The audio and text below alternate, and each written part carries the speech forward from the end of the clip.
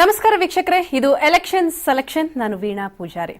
2014 ಲೋಕಸಭಾ ಚುನಾವಣೆಯ ಫಲಿತಾಂಶದ ದಿನ ಇನ್ನೇನು ಹತ್ರ ಆದಂತೆಲ್ಲ ಜನರ ಕಾತರ ಕೂಡ ಹೆಚ್ಚಾಗ್ತಾನೆ ಇದೆ. ಏಪ್ರಿಲ್ 17ರಂದು ವೋಟಿಂಗ್ ಮಷಿನ್ನಲ್ಲಿ ಭದ್ರವಾಗಿ ದಾಖಲಾಗಿರುವ ಅಭಿಪ್ರಾಯ ಹೊರಬರಬೇಕು ಅಂದ್ರೆ ಮೇ 16ರವರೆಗೆ, ಅಂದ್ರೆ ಸರಿಯಾಗಿ ಇನ್ನು ಒಂದು ವಾರ ನಾವು ಕಾಯಲೇಬೇಕಾಗತ್ತೆ. ಆದರೆ ಕಳೆದ ಕೆಲವು ಚುನಾವಣೆಗಳಲ್ಲಿ ಆದ ಶೇಕಡಾವಾರು ಮತದಾನದ ಪ್ರಮಾಣ ಜೊತೆಗೆ ವಿವಿಧ ವಯೋಮಾನದವರ ಮತ ಚಲಾವಣೆ ಈ ಬಾರಿಯ ಫಲಿತಾಂಶಕ್ಕೆ ದಿಕ್ಸೂಚಿಯಾಗಬಲ್ಲದು. ಅಂಥ ಒಂದಿಷ್ಟು ಸ್ವಾರಸ್ಯಕರ ವಿವರಗಳನ್ನ ನಿಮ್ಮ ಮುಂದೆ ತೆರೆದಿಡುತ್ತಾ ಅದರ ಆಧಾರದ ಮೇಲೆ ಸೋಲು ಮತ್ತೆ ಗೆಲುವಿನ ಲೆಕ್ಕಾಚಾರವನ್ನ ನಿಮಗೆ ನೀಡ್ತಾ ಇದ್ದೀವಿ. ಇದಕ್ಕೆ ನಮ್ಮ ಜೊತೆ ಸ್ಟುಡಿಯೋದಲ್ಲಿ ಗೆಸ್ಟ್ಗಳು ಕೂಡ ಇದ್ದಾರೆ. ಮೊದಲನೇದಾಗಿ ಚುನಾವಣಾ ವಿಶ್ಲೇಷಕರಾದಂತಹ ಕರಣ್ ಕುಮಾರ್ ಅವರಿದ್ದಾರೆ. ಕರಣ್ ಕುಮಾರ್ ಅವರೇ, ಕಾರ್ಯಕ್ರಮಕ್ಕೆ ಸ್ವಾಗತ. ಓಕೆ, ಹಾಗೆಯೇ ಝೂಮ್ ಇನ್ ಸಾಫ್ಟೆಕ್ನ ಮ್ಯಾನೇಜಿಂಗ್ ಡೈರೆಕ್ಟರ್ ಆದಂತಹ ವಿಘ್ನೇಶ್ವರ ಹೆಗಡೆ ಅವರಿದ್ದಾರೆ. ವಿಘ್ನೇಶ್ವರ ಹೆಗಡೆ ಅವರೇ, ತಮಗೂ ಕಾರ್ಯಕ್ರಮಕ್ಕೆ ಸ್ವಾಗತ. ಓಕೆ, ಕರಣ್ ಕುಮಾರ್ ಅವರೇ, ತಮ್ಮಿಂದನೇ ಆರಂಭ ಮಾಡ್ತೀನಿ. ಈಗಾಗಲೇ ಹೇಳಿದಾಗೆ ಇವತ್ತಿನಿಂದ ಹಿಡ್ಕೊಂಡ್ರೆ ಸರಿಯಾಗಿ ಒಂದು ವಾರ ಇದೆ. ಬರೋ ಶುಕ್ರವಾರ ಇಷ್ಟೊತ್ತಿಗೆ ರಿಸಲ್ಟ್ ಆಗ್ಬಿಡತ್ತೆ. ಸೊ ಇಂತಹ ಸಂದರ್ಭದಲ್ಲಿ ಈ ಬಾರಿಯ 2014 ಲೋಕಸಭೆ ಚುನಾವಣೆಯ ಫಲಿತಾಂಶದ ಒಂದು ದೃಷ್ಟಿಯಲ್ಲಿಟ್ಕೊಂಡು ಯಾವ ರೀತಿ ವಿಶ್ಲೇಷಣೆ ಮಾಡ್ತೀರಿ ಓವರಾಲ್ ಆಗಿ? ಮೊದಲನೇದಾಗಿ ಈ ಚುನಾವಣೆ ನಡೀತಾ ಇರುವಂತಹ ಸಂದರ್ಭ ಕಳೆದ 10 ವರ್ಷಗಳಿಂದ UPA ಸರ್ಕಾರ ಕೇಂದ್ರದಲ್ಲಿತ್ತು. ಹೌದು. ಸೊ ಕೇಂದ್ರದ UPA ಸರ್ಕಾರದ ಒಂದು ನಡಾವಳಿ ಏನಿತ್ತು ಅದು ಜನಕ್ಕೆ ಯಾವ ರೀತಿ ಅನಿಸಿದೆ, ಅದರ ಪರಿಣಾಮ ಈ ಚುನಾವಣೆಯಲ್ಲಿ ಕಾಣುತ್ತೆ. ಎರಡನೇದು ಬಹಳ ಮುಖ್ಯವಾಗಿ ನಾವು ನೋಡಬೇಕಾದ್ದು, ಶ್ರೀಯುತ ನರೇಂದ್ರ ಮೋದಿ ಅವರನ್ನ ಒಂದು ಪ್ರಧಾನಮಂತ್ರಿ ಅಭ್ಯರ್ಥಿ ಅಂತ ಘೋಷಣೆ ಮಾಡಿ ನಡೀತಾ ಇರುವಂತಹ ಒಂದು ಚುನಾವಣೆ ಇದು. ಸುಮಾರು ಸ್ವತಂತ್ರ ಪೂರ್ವ ಅಂದ್ರೆ 67 ವರ್ಷದ ಭಾರತದ ಇತಿಹಾಸದಲ್ಲಿ ಈ ರೀತಿಯಾದಂತಹ ಚುನಾವಣೆ ನಡೆದಿರಲಿಲ್ಲ.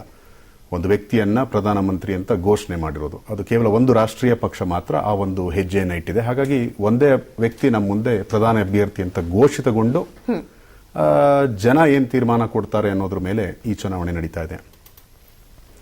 ಸಾಲು ಸಾಲು ಹಗರಣಗಳು ಕೂಡ ಇದೆ. ಲಕ್ಷ ಕೋಟಿ ಹಗರಣಗಳನ್ನ ಜನ ಕೇಳಿದ್ದೇ ಬಹುಶಃ ಕಳೆದ 10 ವರ್ಷದಲ್ಲಿ. ಅದರಲ್ಲೂ ಕೂಡ 5 ವರ್ಷದಿಂದ ಇನ್ನು ಹೆಚ್ಚಾಗಿ 2008 ನಂತರ ಏನು ಎರಡನೇ UPA ಬಂತು, ಬಹುಶಃ ಅಲ್ಲಿಂದ ಇನ್ನೂ ಹೆಚ್ಚಾಗಿ ಇದು ಕಂಡು ಬಂತು. ಇದೆಲ್ಲ ನೋಡ್ತಾ ಇದ್ರೆ ಕರ್ನಾಟಕದ ಮಟ್ಟಿಗೆ ಹೇಳಬೇಕಾದ್ರೆ ಇಲ್ಲಿ ಪ್ರಾದೇಶಿಕ ಪಕ್ಷ ಆಗಿ ಜನತಾದಳ, ಬಹುಶಃ ಅವ್ರನ್ನ ನಾವೇನು ರೂಲ್ ಔಟ್ ಮಾಡ್ಲಿಕ್ಕೆ ಸಾಧ್ಯ ಇಲ್ಲ. ಕಾರಣ ಇಷ್ಟೇ, ಇತ್ತೀಚೆಗೆ ನಡೆದ 2013 ವಿಧಾನಸಭಾ ಚುನಾವಣೆಯಲ್ಲಿ ಬಿಜೆಪಿಯಷ್ಟೇ ಪ್ರಾಬಲ್ಯವನ್ನ ಹೊಂದಿದ್ರು. ಸುಮಾರು 40 ಸರಿಸಮಾನ ಸ್ಥಾನಗಳನ್ನ ಗಳಿಸಿದ್ರು. ಜೊತೆಗೆ ಪ್ರತಿಪಕ್ಷವಾಗಿಯೂ ಕೂಡ ನಿರ್ವಹಿಸಿತ್ತು.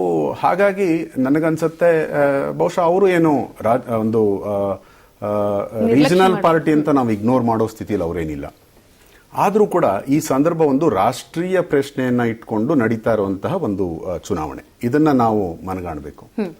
ಸೊ ಇಷ್ಟೆಲ್ಲ ಅಂಶಗಳನ್ನು ನೋಡಿದಾಗ ಬಹುಶಃ ಇಲ್ಲಿವರೆಗೂ ಚುನಾವಣೆಯಲ್ಲಿ ಏನೊಂದು ಮೀಡಿಯಾ ಪ್ರೊಜೆಕ್ಷನ್ಸ್ ಇತ್ತು, ಮಾಧ್ಯಮದವರು ಏನು ರೂಪಿಸ್ಕೊಂಡು ಬಂದ್ರು, ಬಿಜೆಪಿಗೆ ಕಳೆದ 1 ವರ್ಷದಿಂದ ನಡೆದಂತಹ ಯಾವುದೇ ಒಂದು ಸಮೀಕ್ಷೆಯಲ್ಲಿ ಅವ್ರಿಗೆ ಅಪ್ವರ್ಡ್ ಪ್ರೊಜೆಕ್ಷನ್ ಬಂದಿದೆ ನನ್ನ ಪ್ರಕಾರ. ಹಾಗಾಗಿ ಸಹಜವಾಗಿ ಎಲ್ರಿಗೂ ಏನನ್ಸುತ್ತೆ, ಈ ಸರಿ NDA ನೇತೃತ್ವದ ಸರ್ಕಾರ ಬರಬಹುದು ಅನ್ನೋ ಒಂದು ನಿರೀಕ್ಷೆ ಇದೆ.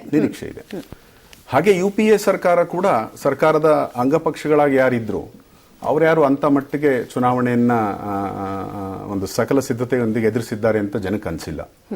ಬಹುಶಃ ಆ ಒಂದು ಲೋಪದೋಷ ಮತ್ತೆ UPA ವಿರುದ್ಧದ ಮತ ಯಾರಿಗೂ ಹೋಗಿದೆ, ಯಾವ ರೀತಿಯಾಗಿ ಅದು ಪರಿಣಾಮದ ಮೇಲೆ ಅಂದ್ರೆ ರಿಸಲ್ಟ್ಸ್ ಮೇಲೆ ಪರಿಣಾಮ ಬೀರುತ್ತೆ, ಈ ಎಲ್ಲ ಅಂಶಗಳನ್ನ ಕುರಿತಾಗಿ ನಡೀತಾ ಇದೆ ನನ್ನ ಪ್ರಕಾರ. ಓಕೆ, ಇಷ್ಟ ಆದಾಗ ಕೂಡ ನಾವು ಇವತ್ತು ವೀಕ್ಷಕರೇ ಮುಖ್ಯವಾಗಿ ಚಿಕ್ಕೋಡಿ, ಬೆಳಗಾವಿ ಹಾಗೆಯೇ ಬಾಗಲಕೋಟೆ ಈ 3 ಲೋಕಸಭಾ ಕ್ಷೇತ್ರದ ಕುರಿತಾಗಿ ಅಲ್ಲಿ ಆದಂತಹ ಮತದಾನ ಎಷ್ಟು ಶೇಕಡಾವಾರು ಮತದಾನ ಆಗಿದೆ ಪ್ರತಿಯೊಂದು ಕ್ಷೇತ್ರದಲ್ಲೂ ಕೂಡ, ಹಾಗೆಯೇ ಇದು ಯಾವ ಪಕ್ಷದ ಮೇಲೆ ಅಥವಾ ಯಾವ ಒಂದು ರಾಷ್ಟ್ರೀಯ ಪಕ್ಷ ಆಗಿರ್ಬೋದು, ಪ್ರಾದೇಶಿಕ ಪಕ್ಷ ಆಗಿರ್ಬೋದು, ರಿಸಲ್ಟ್ ಮೇಲೆ ಯಾವ ರೀತಿ ಪರಿಣಾಮ ಬೀರುತ್ತೆ ಅನ್ನೋದನ್ನ ಮುಖ್ಯವಾಗಿ ಗ್ರಾಫಿಕ್ಸ್ನ ಮುಖಾಂತರ ವಿವರಿಸ್ತೇವೆ. ಈಗ ಓವರಾಲ್ ನೀವು ಇದನ್ನ ವಿವರಿಸೋದಾದ್ರೆ ಮೊದಲನೇದಾಗಿ ರಾಜ್ಯದ್ದು ಈಗ ಏನಾಗಿದೆ, ಬಹುಶಃ ನನ್ನ ಕಲೀಗ್ ಹೆಗಡೆ ಅವರು ಇದನ್ನ ನಮ್ಗೆಲ್ಲ ತೋರಿಸ್ಕೊಡ್ತಾರೆ, ಗ್ರಾಫಿಕಲ್ ಅನಾಲಿಸಿಸ್ ಏನ್ ಮಾಡಿದ್ದೇವೆ ಅದನ್ನ. ಈ ಚಿತ್ರಣ ನೋಡಿದಾಗ 28 ಕ್ಷೇತ್ರದಲ್ಲಿ ಯಾವ ರೀತಿಯಾದಂತಹ ಪ್ರಾಬಲ್ಯ ಹಿಂದೆ ಇತ್ತು, ಅಂದ್ರೆ ನಮ್ಮ ಮುಂದೆ ಇರೋದು 3 ಸ್ಟ್ಯಾಟಿಸ್ಟಿಕ್ಸ್. ಮೊದಲನೇದು 2008ರಲ್ಲಿ ನಡೆದಂತಹ ಅಸೆಂಬ್ಲಿ. ಆಗ ಬಿಜೆಪಿ ಸರ್ಕಾರ ಬಂದಿತ್ತು.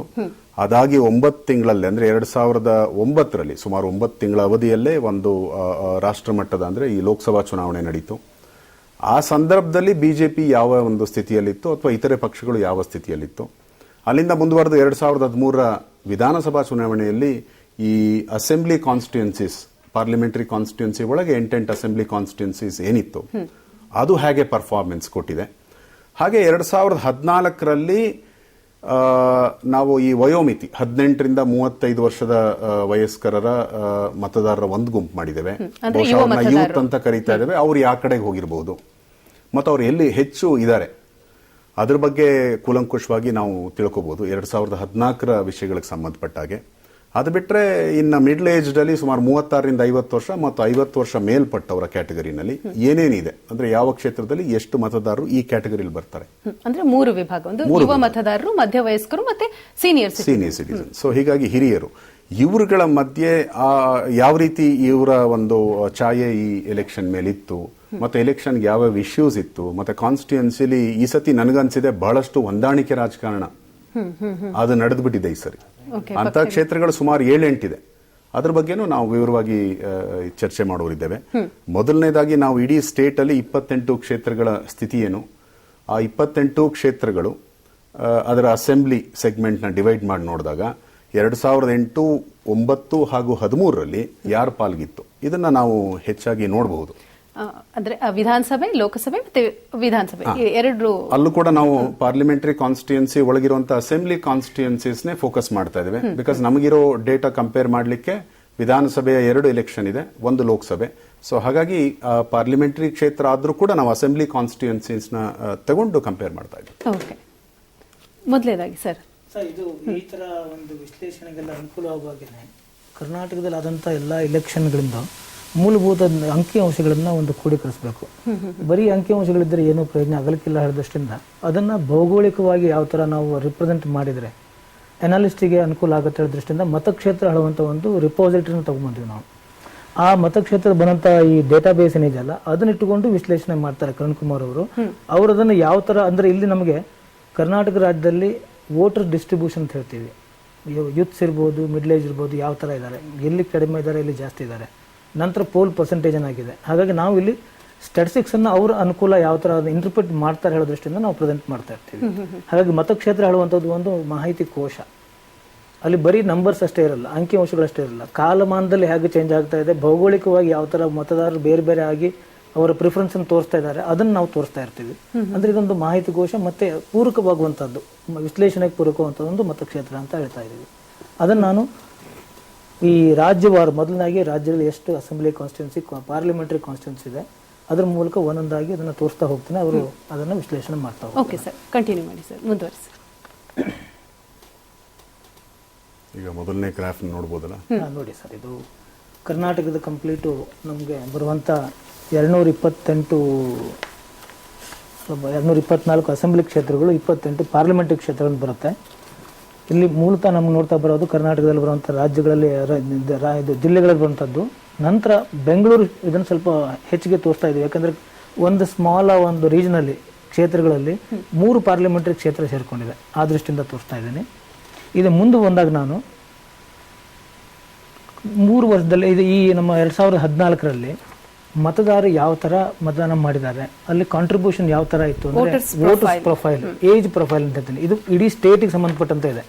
ಯೂತ್ಸ್ ನಮಗೆ 43% ಸಿಗ್ತಾರೆ, ಇಲ್ಲಿ ಮಿಡ್ಲ್ ಏಜ್ ಅಂದ್ರೆ 31% ಸಿಗ್ತಾರೆ, 26% ಬಂದಿದ್ದು ನಮಗೆ ಸೀನಿಯರ್ ವೋಟರ್ಸ್ ಅಂತ ನಾವು ಹೇಳ್ತಾ ಇದ್ದೀವಿ. ಅತಿ ಹೆಚ್ಚು ಯುವಕರಿದ್ದಾರೆ ಅಂದ್ರೆ 43% ಯುವಕರೇ ಇದ್ದಾರೆ ಅಂತ ಸ್ಪಷ್ಟವಾಗಿ ಬರ್ತಾ ಇದೆ ಅಂಕಿಅಂಶಗಳು ಅಂತ ಹೇಳ್ತಾ ಇದ್ದೀವಿ. ಇದನ್ನು ನಾವು ಡಿಸ್ಟ್ರಿಬ್ಯೂಷನ್ ನೋಡ್ತಾ ಬಂದಾಗ ಇದಿಷ್ಟಕ್ಕೆ ಕಾಣೋದಿಲ್ಲ. ಮುಂದೆ ನಾವು ರಾಜ್ಯದಲ್ಲಿ ಯಾವ್ಯಾವ ಕಡೆ ಯಾವ್ಯಾವ ಜಿಲ್ಲೆಗಳಲ್ಲಿ ಕ್ಷೇತ್ರಗಳಲ್ಲಿ ಯೂತ್ಸ್ ಎಲ್ಲಿದ್ದಾರೆ, ಮಿಡ್ಲ್ ಏಜ್ ಅದನ್ನು ಒಂದು ತೋರಿಸ್ಬೇಕು ಅಂತಂದಾಗ ಇಲ್ಲಿ ತಮಗೆ ಕಾಣ್ತಾ ಇರುತ್ತೆ. ತಾವು ನೋಡ್ಬೋದು ಇಲ್ಲಿ ನಮಗೆ ಉತ್ತರ ಕರ್ನಾಟಕದಲ್ಲಿ ಬಹುಶಃ ಈ ಯುವ ಮತದಾರರು ಅವರೇ ಜಾಸ್ತಿ ಇದ್ದಾರೆ. ಅಲ್ಲಿ 40%ಗಿಂತ ಕಡಿಮೆ ದೂರ ನಮಗೆ ಕಾಣ್ತಾ ಇದೆ, ಹಳದಿ ಬಣ್ಣ ಕಾಣ್ತಾ ಇದೆ. ಅವ್ರು ಪೂರ್ಣ ನಮ್ಮ ದಕ್ಷಿಣ ಕರ್ನಾಟಕ. ಉತ್ತರ ಕರ್ನಾಟಕ ಬಂದಾಗ ಮಿಡ್ಲಿಂದ ಮೇಲೆ ಹೋದಾಗ 45ಕ್ಕಿಂತಲೂ ಹೆಚ್ಚಿಗೆ ಪ್ರತಿಶತ ಇರುವಂಥದ್ದು ಯೂತ್ ಕಾಣ್ತಾ ಇದೆ. ನಮಗೆ ಬಳ್ಳಾರಿ, ರಾಯಚೂರು, ಕೊಪ್ಪಳ ಹೀಗೆ ಕಾಣ್ತಾ ಇದೆ. ನಂತರ 40ರಿಂದ 45% ಇರೋರು ಅಲ್ಲೇ ಕಾನ್ಸಂಟ್ರೇಟ್ ಆಗಿದ್ದಾರೆ. ಅದು ನಾವು ಮಿಡ್ಲ್ ಏಜ್ ಬಂದರೆ ತಾವು ನೋಡ್ಬೋದು, ಸದರ್ನ್ ಕರ್ನಾಟಕ ಅಂತ ಹೇಳ್ತೀವಿ, ದಕ್ಷಿಣ ಕರ್ನಾಟಕದಲ್ಲಿ ಮಿಡ್ಲ್ ಏಜ್ ಅವರೇ ಜಾಸ್ತಿ ಇದ್ದಾರೆ. ಅದೇ ಥರ ಮುಂದೆ ನಾವು ಸೀನಿಯರ್ಸ್ ತೊಗೊಂಡ್ರು ದಕ್ಷಿಣ ಕರ್ನಾಟಕದಲ್ಲಿ ಹೆಚ್ಚಿಗೆ ಕಾಣ್ತಿದ್ದಾರೆ. ಇನ್ನು ಮುಂದೆ ಮತ್ತು ಕೆಲವು ಸೂಕ್ಷ್ಮ ಹೋಗ್ತಾ ಬಂದರೆ ಬೆಂಗಳೂರು, ನಾವು ಮೊದಲು ಉತ್ತರ ಕರ್ನಾಟಕ ಕಾಣ್ತಾ ಇದೆ, ನಂತರ ಬೆಂಗಳೂರಿಗೆ ಬಂದರೂ ಯೂತ್ಸೇ ಜಾಸ್ತಿ ಇರುವಂಥದ್ದು. ಈಗ ನಾವು ನೋಡ್ತಾ ಇದ್ದೀನಿ ಬೆಂಗಳೂರು ನಗರ ಜಿಲ್ಲೆ ಅಂತ ತಗೊಂಡಾಗ ಕೆಲವಷ್ಟೇ ಮತಕ್ಷೇತ್ರಗಳು, ಹೆಬ್ಬಾಳ, ಕೆಲವೊಂದು ಈ ಕಡೆ ಚಿಕ್ಕಪೇಟೆ ಹತ್ತಿರ ಬಂದಾಗ ಬರ್ತದೆ, ಇಲ್ಲಿ ನಮಗೆ ಯೂತ್ಸ್ ಕಡಿಮೆ ಕಾಣ್ತಾರೆ. ಮಿಕ್ಕಿದೆಲ್ಲ ಕಡೆ ಯೂತ್ಸ್ ಇರೋವಂಥದ್ದು ಮೋರ್ ದ್ಯಾನ್ 45% ಯೂತ್ಸ್ ಕಾಣ್ತಾ ಇದ್ದಾರೆ. ಹಾಗಾಗಿ ಸರ್ ತಾವು ಅದನ್ನು ನೋಡ್ಬೋದು. ಅಂದರೆ ಜನಸಂಖ್ಯೆ ನಾವು ನೋಡ್ತಾ ಬಂದ ವೋಟರ್ಸ್ ಪ್ರೊಫೈಲ್ ನೋಡ್ತಾ ಬಂದಾಗ youths becomes a very profile key element are segments of the voters ಅಂತ ನಿರ್ಣಾಯಕ ಪಾತ್ರ ವಹಿಸ್ತಾರೆ. ಯಾಕಂದ್ರೆ ಮಿಕ್ಕಿದೆಲ್ಲರೂ ಒಂದು 5-6 ಸಲ ಆಗಲೇ ವೋಟ್ ಮಾಡಿದಂಥವ್ರು, ಇವರು ವೋಟ್ ಮಾಡದಂತ ಈ ವರ್ಷ ವೋಟ್ ಮಾಡಕ್ಕೆ ಆಸಕ್ತಿ ಇರುವಂಥವ್ರು. ಹಾಗಾಗಿ ಹಿಂದೆ ತಟಸ್ಥವಾಗಿ ಉಳಿದಂಥವ್ರು ಅದನ್ನು ಕನ್ಸಿಡರ್ ಮಾಡಬಹುದು. ತಟಸ್ಥ ಅಂತ ಹೇಳಕ್ಕಾಗಲ್ಲ. ಈ ಮಿಡ್ಲ್ ಏಜ್ ದವರು, ಸೀನಿಯರ್ ದವರು, ಅವರಿಗೆ ವೋಟ್ ಮಾಡಿ ಅನುಭವ ಇದೆ, ಪೊಲಿಟಿಕಲ್ ಪಾರ್ಟೀಸ್ ಗವರ್ನೆನ್ಸ್ ಪರ್ಫಾರ್ಮೆನ್ಸ್ ನೋಡಿ ಗೊತ್ತಿದ್ದವರು, ಅವರಿಗೆ ಪ್ರಿಫರೆನ್ಸ್ ಬಗ್ಗೆ ಪಕ್ಕಾ ಇರುತ್ತೆ. ಯೂತ್ಸಿಗೆ ಏನಾಗಿದೆ ಅಂದರೆ ಈ ವರ್ಷ ವೋಟ್ ಆಗಿರ್ತದೆ, ಅಂದರೆ ಅವ್ರಿಗೆ ಎಲಿಜಿಬಿಲಿಟಿ ಬಂದಿರುತ್ತೆ, ಅಥವಾ ಹಿಂದಿನ ಸಲ ಏನೋ ಮಿಸ್ ಆಗಿರುತ್ತೆ, ಅವರೆಲ್ಲ ಆಸಕ್ತಿ ಜಾಸ್ತಿ ಇದೆ. ಹಾಗಾಗಿ ಈ ಸ್ಟ್ಯಾಟಿಸ್ಟಿಕ್ಸ್ನ ನೋಡ್ತಾ ಬಂದಾಗ ಎಲ್ಲಿ ಯುವಕರ ಸಂಖ್ಯೆ ಜಾಸ್ತಿ ಇದೆಯೋ ಅದ್ರ ಮೇಲೆ ಅವಲಂಬಿತ ಆಗಿರುತ್ತೆ ಮುಂದಿನ ಇದು ಅಂತ ನಾನು ನಮ್ಮ ಅನಿಸಿಕೆ, ವಿಶ್ಲೇಷಕರು ನೀವೇನು ಹೇಳ್ಬೋದು ಅದನ್ನು. ಹಾಗೆ ಮುಂದೆ ನೋಡ್ತಾ ಬಂದರೆ ನಮಗೆ ಇಲ್ಲೊಂದಿದೆ ನೋಡಿ, ಇನ್ಕ್ರೀಸ್ ಇನ್ ವೋಟರ್ ಪ್ರೊಫೈಲ್ ಅಂತ ಬರುತ್ತೆ. ಕರ್ನಾಟಕ ರಾಜ್ಯದಲ್ಲಿ 2013-14 ಅಷ್ಟೇ ಕಂಪೇರ್ ಮಾಡಿದ್ದೀವಿ, ಯಾಕಂದರೆ 13 ಮುಂದೆ ಇಲೆಕ್ಷನ್ ಆಗೋಗಿತ್ತು.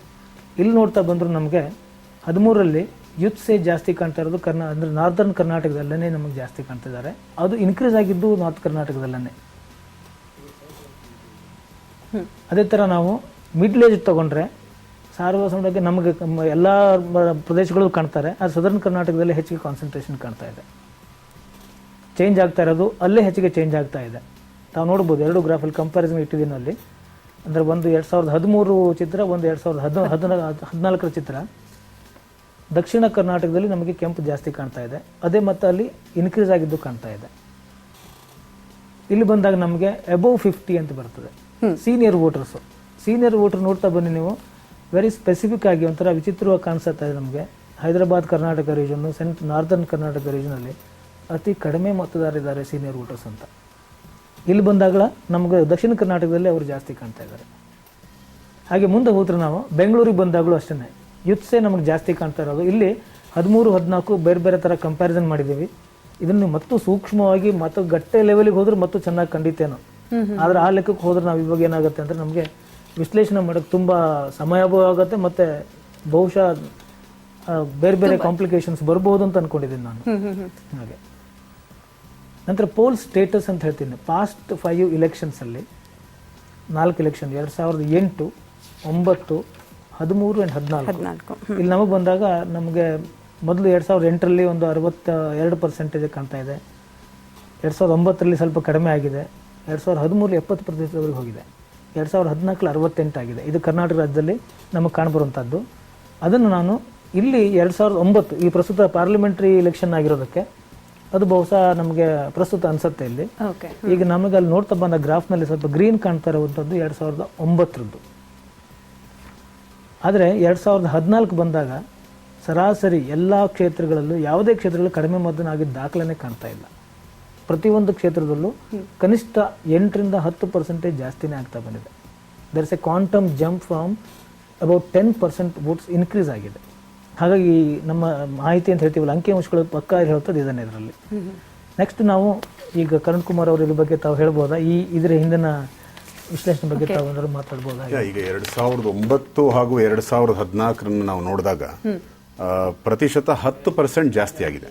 10% ವೋಟ್ ಜಾಸ್ತಿ ಆಗಿದೆ. ಬಹುಶಃ ಇದನ್ನ ವೀಕ್ಷಕರು ಗಮನಿಸಬಹುದು.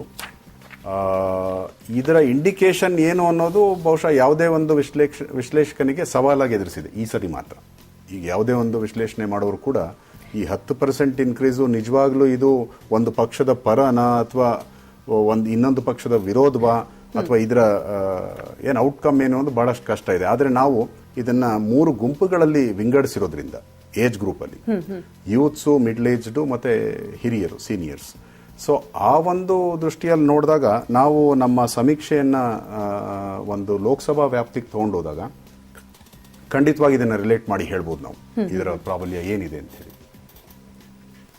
ನಂತರ ನಾವು ಇದೇ ಥರ ಮುಂದುವರಿಸ್ತಾ ಬಂದಾಗ ಅಂಕಿಗಳು ಯಾವ ಥರ ಹೇಳ್ತೇವೆ ಅಂತಂದರೆ ಕರ್ನಾಟಕದಲ್ಲಿ 2008ರಲ್ಲಿ ಈಗ ನಮಗೆ ಎಲ್ಲ ಮುಗಿತಾ ಬಂದ ಕೊನೆ ಹಂತಕ್ಕೆ ಬಂದವರು at the end of the day ಅಂತ ಹೇಳ್ತೀವಿ ನಾವು. ಪಾರ್ಟಿ ಪೊಸಿಷನ್ ಏನಿತ್ತು, ಮೊದಲೇನಿತ್ತು, ಹಿಂದೆ ಏನಾಗಿತ್ತು, ಇವತ್ತು ಏನಾಗಬಹುದು ಅಂತ ಬಂದಾಗ ನಮಗೆ 2008ರಿಂದ ನಾವು ನೋಡ್ಕೊಂಡು ಬರ್ತೀವಿ.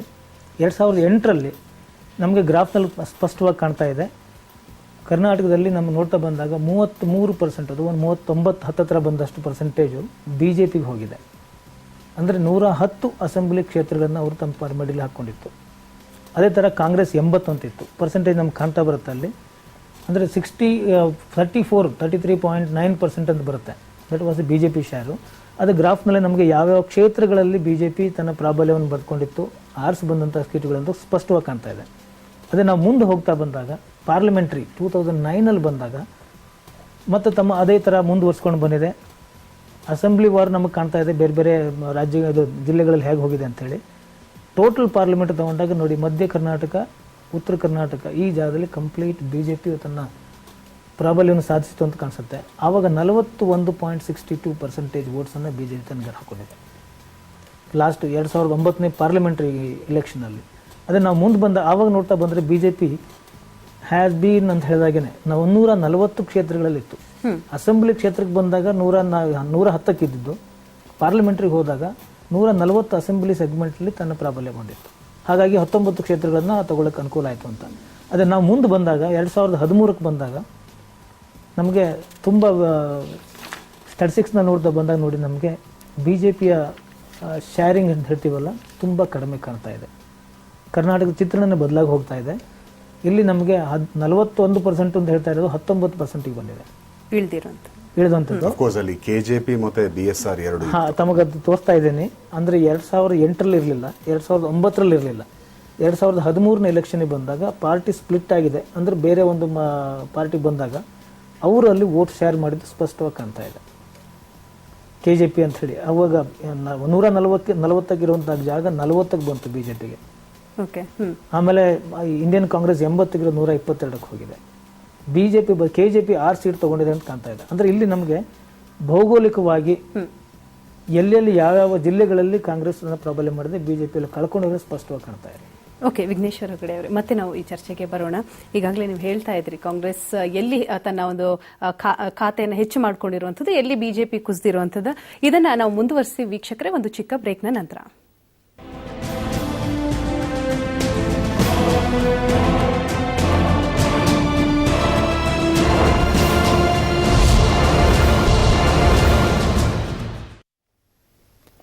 ಬ್ರೇಕ್ ಆದ್ಮೇಲೆ ಮತ್ತೆ ಎಲೆಕ್ಷನ್ ಸೆಲೆಕ್ಷನ್ ಮುಂದುವರಿತಾ ಇದೆ. ವಿಘ್ನೇಶ್ವರ ಹೆಗಡೆ ಅವರೇ, ತಾವು ಕಂಪೇರ್ ಮಾಡ್ತಿದ್ರಿ, ಅಂದ್ರೆ ಪಕ್ಷಗಳ ಬಲಾಬಲ 2008 ಮತ್ತೆ 2009 ಮತ್ತೆ 2013ಕ್ಕೆ ಸಂಬಂಧಿಸಿದಂತೆ ಅದನ್ನ ಕರಣ್ ಕುಮಾರ್ ಅವರೇ, ತಾವು ಅದನ್ನ ಯಾವ ರೀತಿ ವಿವರಿಸ್ತೀರಿ ಅಂತ ಮುಂದಿನ ಸ್ಲೈಡ್ ತೋರಿಸಿ ಜನಕ್ಕೆ. ಬಹುಶಃ ವ್ಯೂವರ್ಸ್ ಈ ಸ್ಲೈಡ್ ನೋಡಿದ್ರೆ ಒಂದಷ್ಟು ಅರ್ಥ ಆಗತ್ತೆ. ನೋಡಿ, 2008ರಲ್ಲಿ ಹೇಗಿತ್ತು, ಬಿಜೆಪಿಗೆ 110 ಸ್ಥಾನಗಳು ಬಂದಿತ್ತು, ಕಾಂಗ್ರೆಸ್ಗೆ 80 ಹಾಗೂ ದಳಕ್ಕೆ 26 ಸ್ಥಾನ, ಸೊ 28 ಸ್ಥಾನ. ಈ ರೀತಿ ನೋಡಿದಾಗ 2009ರ ಪಾರ್ಲಿಮೆಂಟ್ರಿ ಒಂದು ರಿಸಲ್ಟ್ಸ್ಗೆ ನಾವು ಅಲ್ಲಿ ಹೋಗಿ ನೋಡೋದಾದ್ರೆ, ಆ ರಿಸಲ್ಟ್ಸ್ ಪ್ರಕಾರ ಬಿಜೆಪಿ 19 ಪಾರ್ಲಿಮೆಂಟರಿ ಕ್ಷೇತ್ರಗಳನ್ನು ಗೆದ್ದಿತ್ತು. ಬಹುಶಃ ಇದು ಅವರ ಬೆಸ್ಟ್ ಪರ್ಫಾರ್ಮೆನ್ಸ್ ಅಂತ ಅನ್ಸುತ್ತೆ. ಹೌದು ಕೂಡ. ಆ ಸಂದರ್ಭದಲ್ಲಿ ಆ 19 ಪಾರ್ಲಿಮೆಂಟರಿ ಕಾನ್ಸ್ಟಿಟ್ಯೂಯನ್ಸಿ ಜೊತೆಗೆ 140 ಅಸೆಂಬ್ಲಿ ಕಾನ್ಸ್ಟಿಟ್ಯೂಯನ್ಸೀಸ್ ಇಲ್ಲಿ ಅವರು ಲೀಡ್ ಇದ್ರು. ಆದರೆ ಇದರರ್ಥ ಅವರು 110ರಿಂದ 140 ಸೀಟ್ಗೆ ಹೋದ್ರು ಅಂತ ಆಯ್ತು. ಆದರೆ ಅದನ್ನೇ 2013ರ ಚುನಾವಣೆ, ಈಗ ಮಾನ್ಯ ಸಿದ್ದರಾಮಯ್ಯನವರು ಮುಖ್ಯಮಂತ್ರಿಯಾಗಿ ಆಯ್ಕೆಯಾಗಿ ನಡೆಸ್ತಾ ಇರೋ ಸರ್ಕಾರದಲ್ಲಿ ಬಿಜೆಪಿಯ ವಿಧಾನಸಭೆಯ ಸದಸ್ಯರು ಕೇವಲ 40 ಇದ್ದಾರೆ. ಆದರೆ ಅಲ್ಲಿ 2 ಕಾರಣ ಇದೆ ಪ್ರಮುಖವಾಗಿ. ಒಂದು, BSR ಕಾಂಗ್ರೆಸ್ ಮತ್ತು ಕೆಜೆಪಿ ಎರಡು ಬಿಜೆಪಿಯನ್ನ ಹೊಡೆದು ಹೋಗಿ ಎಲೆಕ್ಷನ್ನ ಫೈಟ್ ಮಾಡುವಂಥ ಸ್ಥಿತಿಯಲ್ಲಾದದ್ದು. ಅದನ್ನೆಲ್ಲ ನಾವು ತಗೊಂಡ್ರೆ ಬಹುಶಃ 30% ವೋಟ್ ಶೇರ್ ಇಟ್ಕೊಂತು. 46ರಿಂದ 50 ಸೀಟ್ ಬಂದಿದೆ ಅಂತ ಅನ್ಬೋದು. ಆದರೂ ಕೂಡ ಬಿಜೆಪಿಗೆ ಬಹಳಷ್ಟು ಲಾಸ್ ಆಗಿದೆ. ಈ ಒಂದು ಸಂದರ್ಭದಲ್ಲಿ 2014ರಲ್ಲಿ ಹೇಗಿರುತ್ತೆ, ಇದು ಬಹಳ ಇಂಟ್ರೆಸ್ಟಿಂಗ್ ಆಗುತ್ತೆ. ಇದನ್ನು ನಾವು ಮುಂದೆ ಕ್ಷೇತ್ರವಾರು ವಿಶ್ಲೇಷಣೆಗೆ ಹೋದಾಗ ನಮಗಿದ್ರ ಅರಿವಾಗುತ್ತೆ. ಸೊ ಈ ಮಧ್ಯೆ ಕಾಂಗ್ರೆಸ್ನ ನಾವು ಹೋಲಿಸೋದಾದರೆ ಅವರು 2008ರಲ್ಲಿ 80 ಸೀಟ್ ಇದ್ದರು. ಅಲ್ಲಿಂದ 2009ರ ಪಾರ್ಲಿಮೆಂಟ್ರಿ ಎಲೆಕ್ಷನಲ್ಲಿ 6 ಪಾರ್ಲಿಮೆಂಟ್ರಿ ಗೆದ್ದರು. 62 ಅಸೆಂಬ್ಲಿನಲ್ಲಿ ಅವ್ರು ಲೀಡ್ ಇದ್ರು. 62 MLA ಕಾನ್ಸ್ಟಿಟ್ಯೂನ್ಸೀಸ್ ಅವ್ರ ಪರವಾಗಿತ್ತು. ತದನಂತರ ಅವರೀಗ ಅಧಿಕಾರದಲ್ಲಿದ್ದಾರೆ. ಅವರ ಹತ್ರ 122 ಕಾನ್ಸ್ಟಿಟ್ಯೂನ್ಸಿಗಳು ಅವ್ರಿಗೆ ಒಲಿದಿದೆ. ಸೊ ಈ ಸಂದರ್ಭದಲ್ಲಿ ಕಾಂಗ್ರೆಸ್ ಯಾವ ರೀತಿ ಪರ್ಫಾರ್ಮ್ ಮಾಡುತ್ತೆ, ಕಾಂಗ್ರೆಸ್ಗೇನಾದ್ರು ಕಳೆದ ಬಾರಿಗಿಂತ ಉತ್ತಮ ಸ್ಥಿತಿಯಲ್ಲಿರುತ್ತಾ ಅಥವಾ 10ಕ್ಕಿಂತ ಕಡಿಮೆ ಸ್ಥಾನ ತೆಗೆದುಕೊಳ್ಳುತ್ತಾ, ಇದನ್ನು ನಾವು ವಿಶ್ಲೇಷಣೆ ಮುಂದೆ ನೋಡೋರಿದ್ದೇವೆ. ಹಾಗೆ ರೀಜನಲ್ ಪಾರ್ಟಿ ಜನತಾದಳದ ವಿಷಯಕ್ಕೆ ಬಂದರೆ ಜನತಾದಳ್ ಎಸ್ 28 ಸ್ಥಾನಗಳನ್ನು 2008ರಲ್ಲಿ ಪಡೆದಿತ್ತು. ಅದಾದಮೇಲೆ 2009ರ ಪಾರ್ಲಿಮೆಂಟ್ರಿನಲ್ಲಿ 3 ಪಾರ್ಲಿಮೆಂಟರಿ ಕ್ಷೇತ್ರ, ಅದನ್ನು ವಿಧಾನಸಭೆ ವ್ಯಾಪ್ತಿಯಲ್ಲಿ ನೋಡಿದಾಗ 22 ವಿಧಾನಸಭೆಗಳಲ್ಲಿ ಅದು ಮುಂದಿತ್ತು. ಹಾಗೆ ಮುಂದೆ ಬಂದರೆ ಅದು ಈಗ ಪ್ರಸ್ತುತ 40 ಜನ ವಿಧಾನಸಭೆಯ ಸದಸ್ಯರಿದ್ದಾರೆ. ಹಾಗೆ ನೋಡಿದಾಗ ಜನತಾದಳದ ಪರ್ಫಾರ್ಮೆನ್ಸು 2008ರಿಂದ 13 ಅಸೆಂಬ್ಲಿಲಿ ಬಹಳಷ್ಟು ಸುಧಾರಣೆ ಆಗಿದೆ. ಈ ದೃಷ್ಟಿಯಲ್ಲಿ 2014ರಲ್ಲಿ ಅವ್ರ ಪ್ರಾಬಲ್ಯ ಏನಿರುತ್ತೆ, ಅವರು 3 ಸ್ಥಾನದಲ್ಲೇ ಇರ್ತಾರಾ, ಕಡಿಮೆ ಆಗ್ತಾರಾ ಅಥವಾ ಅದಕ್ಕಿಂತ ಒಂದೆರಡು ಹೆಚ್ಚಾಗ್ತಾರಾ, ಇದನ್ನು ಕೂಡ ನಾವು ವಿಶ್ಲೇಷಣೆ ಸಮಯದಲ್ಲಿ ನೋಡ್ಬೋದು. ಇದೊಂದು ವ್ಯಾಪಕವಾಗಿ. ಓಕೆ, ನೆಕ್ಸ್ಟ್ ಸರ್, ನೆಕ್ಸ್ಟ್ ಯಾವ ಒಂದು ಗ್ರಾಫ್ ಅನ್ನ? ಅದೇ ಗ್ರಾಫ್ ಸಂಘ ನಮಗೆ ಅಂಕಿಅಂಶಗಳನ್ನು ತೋರಿಸ್ತಾ ಇದ್ದೀನಿ. ಮೊದಲು ನಾವು ಜಾಗ್ರಫಿಕಲಿ ನೋಡಾಯ್ತಲ್ವಾ, ಇವಾಗ ನಮಗೆ 3-4 ಚುನಾವಣೆಗಳಲ್ಲಿ, ಈಗ ಪಾರ್ಲಿಮೆಂಟ್ರಿ 2014 ಅಂತ ಬಂದಾಗ ನಮ್ಗೆ ಇನ್ನೂ ರಿಸಲ್ಟ್ಸ್ ಬಂದಿಲ್ಲ. ಬರೀ ಪೋಲ್ ಎಷ್ಟು % ಆಗಿದೆ ಅಷ್ಟೇ ಕಾಣ್ತಾ ಇದೆ. ಈಗ ಅದೇ ತಾವು ಹೇಳಿದಾಗೇ ಕರಣ್ ಕುಮಾರ್ ಅವರು ನೋಡ್ತಾ ಇದ್ರು, ಅದನ್ನ ವಿಶ್ಲೇಷಣೆ ಮಾಡ್ತಾ ಇರುವಾಗನೇ ಬಿಜೆಪಿ 3.9%ಇಂದ 19.9% ಇಳಿದಿದೆ. 2008 ತೊಗೊಂಡು ಬಂದರೆ 2014ಗೆ ಅಂದರೆ 13ವರೆಗೆ ಬಂದಾಗ ಈಗ 68% ಇದು ವೋಟ್ಸ್ ಆಗಿದೆ. ನಮಗೆ ನೋಡ್ತಾ ಬಂದರೆ ನೋಡಿ 65% ವೋಟ್ ಆಗಿದ್ದು 2008ದಲ್ಲಿ, 61 ಪಾರ್ಲಿಮೆಂಟಲ್ಲಿ ಆಯಿತು, ಅಂದರೆ 2009 ಪಾರ್ಲಿಮೆಂಟಲ್ಲಿ. ಅಸೆಂಬ್ಲಿ 2013 ಎಲೆಕ್ಷನ್ ಬಂದಾಗ 75, ಆಲ್ಮೋಸ್ಟ್ 74.6% ಆಗಿದೆ. ಅದೇ ಥರ ನಾವು ಪಾರ್ಲಿಮೆಂಟ್ಗೆ ಕಂಪೇರ್ ಮಾಡಿದಾಗ 61.3 ಇರುವಂಥದ್ದು ಇವಾಗ 68% ಆಗಿದೆ. ಹಾಗೆ ಅದೇ ಥರ ಮುಂದೆ ಬೇರೆ ಬೇರೆ ಪಾರ್ಟಿಗಳು ಯಾವ ಥರ ಶೇರ್ ಮಾಡ್ಕೊಂಡಿದ್ದಾವೆ ವೋಟ್ಸ್ ಅಂತ ಹೇಳೋದು ಸ್ಪಷ್ಟವಾಗಿ ಕಾಣ್ತಾ ಇದೆ. 2008ರಲ್ಲಿ 9ರಲ್ಲಿ ಈಗ ತಾವು ಇವರು ಕರಣ್ ಕುಮಾರ್ ಅವರು ಹೇಳಿದಾಗೇ BJPದು KJP ಆಗಿ BSRP ಆಗಿ ಏನೂ ಆಗಿರಲಿಲ್ಲ. ನೋಡಿ, ಈ ಚಾರ್ಟಲ್ಲಿ ಇನ್ನೊಂದು ಬಹಳ ಮುಖ್ಯವಾದ ಅಂಶವನ್ನು ವೀಕ್ಷಕರು ಗಮನಿಸ್ಬೋದು. ನೋಡಿ, ಮೊದಲನೇದಾಗಿ ನಾವು 2 ರಾಷ್ಟ್ರೀಯ ಪಕ್ಷಗಳನ್ನು ನೋಡಿದ್ರೆ, ಅದು BJP ಮತ್ತು ಕಾಂಗ್ರೆಸ್, ಇದನ್ನು ನಾವು ನೋಡಿದಾಗ ಲೋಕಸಭಾ ಚುನಾವಣೆ ಅಂದಾಗ ಮತದಾರರು ಹೆಚ್ಚು ಈ ಪಕ್ಷಗಳನ್ನು ಸ್ಪಂದಿಸಿದ್ದಾರೆ. ಈಗ ನಾವು 2008ರ ಅಸೆಂಬ್ಲಿಲಿ BJP ಅಥವಾ ಕಾಂಗ್ರೆಸ್ಸು, ಇಲ್ಲ 2013ರ ಅಸೆಂಬ್ಲಿ ಎಲೆಕ್ಷನಲ್ಲಿ BJP ಮತ್ತು ಕಾಂಗ್ರೆಸ್ಸು, ಆ ವೋಟ್ ಶೇರ್ನ ನೋಡಿದಾಗ ಪಾರ್ಲಿಮೆಂಟ್ರಿ ಎಲೆಕ್ಷನ್ ಏನು ನಡೆದಿತ್ತು 2009ರಲ್ಲಿ ಅದು ಹೆಚ್ಚಾಗಿದೆ. ಅದರರ್ಥ ಕರ್ನಾಟಕದಲ್ಲಿ ರಾಷ್ಟ್ರೀಯ ವಿಷಯವನ್ನ ಇಟ್ಕೊಂಡೇ ಮತದಾನ ಮಾಡ್ತಾರೆ. ಇಲ್ಲಿರೋ ಮತದಾರರು ಪ್ರಜ್ಞಾವಂತರು, ಇವರಿಗೆ ರಾಷ್ಟ್ರೀಯ ವಿಚಾರವನ್ನ ಇಟ್ಕೊಂಡು ಲೋಕಸಭೆಗೆ ವೋಟ್ ಮಾಡ್ತಾರೆ. ಅದಕ್ಕೆ ಇನ್ನೊಂದು, ಇದನ್ನು ನಾನು ಹೇಳಿದ ಮಾತಿಗೆ ಪೂರಕ ಆಗುವಾಗೆ, ಈಗ ಜನತಾದಳದ ಪರ್ಫಾರ್ಮೆನ್ಸ್ ನೋಡ, ಒಂದು ಪ್ರಾದೇಶಿಕ ಪಕ್ಷವಾಗಿ ಅವ್ರು ಎಲ್ಲಿದ್ದಾರೆ ಅದನ್ನು ನಾವು ನೋಡಿದಾಗ ನೋಡಿ, ಅವರು ಅಸೆಂಬ್ಲಿ 2008ರಲ್ಲಾಗಲಿ ಅಥವಾ ಅಸೆಂಬ್ಲಿ 2013ರಲ್ಲಾಗಲಿ ಅವ್ರು ಸುಮಾರು 20% ವೋಟ್ ತೊಗೊಂಡಿದ್ದಾರೆ. ಆದರೆ ಪಾರ್ಲಿಮೆಂಟ್ರಿ ಚುನಾವಣೆಗೆ ಬಂದಾಗ ಅವರು ಕೇವಲ 13ರಿಂದ 14%ಇದ್ದಾರೆ. ಈ ಬಾರಿ ಕೂಡ ನಮ್ಮ ಅಂಕಿಅಂಶದ ಪ್ರಕಾರ ಅವರು ಬಹುಶಃ 13%ಗಿಂತ ಕಡಿಮೆ ತಗೊಳ್ಳುವಂಥ ಸಾಧ್ಯತೆಗಳೇ ಹೆಚ್ಚು. ಸೊ ಇದೇನು ಹೇಳುತ್ತೆ ಅಂದರೆ, ಈ ಪಾರ್ಲಿಮೆಂಟ್ರಿ ಚುನಾವಣೆಗೆ ಮತದಾರರು ಬೇರೆ ಪ್ಯಾಟರ್ನಲ್ಲಿ ವೋಟ್ ಮಾಡ್ತಾರೆ, ಇದು ಖಂಡಿತ ಸತ್ಯ. ಹೀಗಾಗಿ 2014ರಲ್ಲಿ ಏನಿರಬಹುದು ಅದರಲ್ಲೂ ಕೂಡ ಸುಮಾರು ಕೂಡ ರಾಷ್ಟ್ರೀಯ ವಿಚಾರಗಳನ್ನ ಗಮನದಲ್ಲಿಟ್ಕೊಂಡೇ ಮತದಾರ ಮತವನ್ನ ಚಲಾಯಿಸಿರುವಂತದ್ದು. ಬರ್ತೀನಿ ಕರಣ್ ಕುಮಾರ್ ಅವರೇ, ಮತ್ತೆ ನಾವು ಚರ್ಚೆನ ಮುಂದುವರಿಸೋಣ. ಅದಕ್ಕೂ ಮುಂಚೆ ಈಗ ಒಂದು ಚಿಕ್ಕ ಬ್ರೇಕ್ ಇರುತ್ತೆ.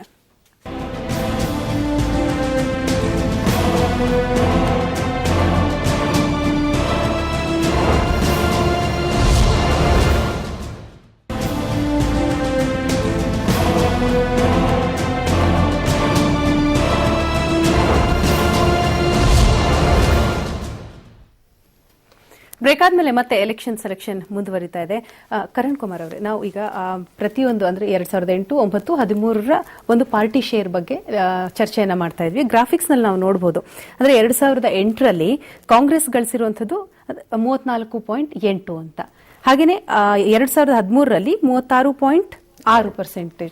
ಅಂದ್ರೆ ಲೆಕ್ಕ ಹಾಕಿದ್ರೆ ಒಂದು 2% ಹೆಚ್ಚಾಗಿದೆ ಅಷ್ಟೇ ಹೊರತಾಗಿ. ಆದ್ರೆ ಸೀಟಲ್ಲಿ ತುಂಬಾ ವ್ಯತ್ಯಾಸಗಳನ್ನ ಕಾಣ್ತೀವಿ. ಯಾಕೆ ಹೀಗೆ ಅಂತ ಈ ಬಾರಿ ಇದನ್ನ ಯಾವ ರೀತಿ ನಾವು ಲೆಕ್ಕ ಹಾಕ್ಬೋದು? ಏನಂದ್ರೆ ಇದು ಮತಗಳ ಅಂತರ ಏನಿದೆ ಪಾರ್ಲಿಮೆಂಟ್ ಅಲ್ಲಿ ಅದು ಕಡಿಮೆ ಆಗಿರುತ್ತೆ. ಈ ಅಸೆಂಬ್ಲಿನಲ್ಲಿ ಅವ್ರು ಗೆದ್ದಿರುವಂತ ಅಸೆಂಬ್ಲಿ ಸೀಟ್ಸ್ ಅಲ್ಲಿ ಅವರೇಜ್ ನಾವು ಲೀಡ್ ತಗೊಂಡ್ರೆ ಅದು ಹೆಚ್ಚಿರುತ್ತೆ. ಪಾರ್ಲಿಮೆಂಟರಿ ಕಾನ್ಸ್ಟಿಟ್ಯೂನ್ಸಿಗೆ ಬಂದಾಗ ಅವ್ರ ಪಾರ್ಲಿಮೆಂಟರಿ ಎಲೆಕ್ಷನ್ ಬಹುಶಃ ಒಂದು 30-40 ಸಾವಿರ ಅವರೇಜ್ ಲೀಡ್ ಅಲ್ಲಿ ಗೆದ್ದಿರಬಹುದು.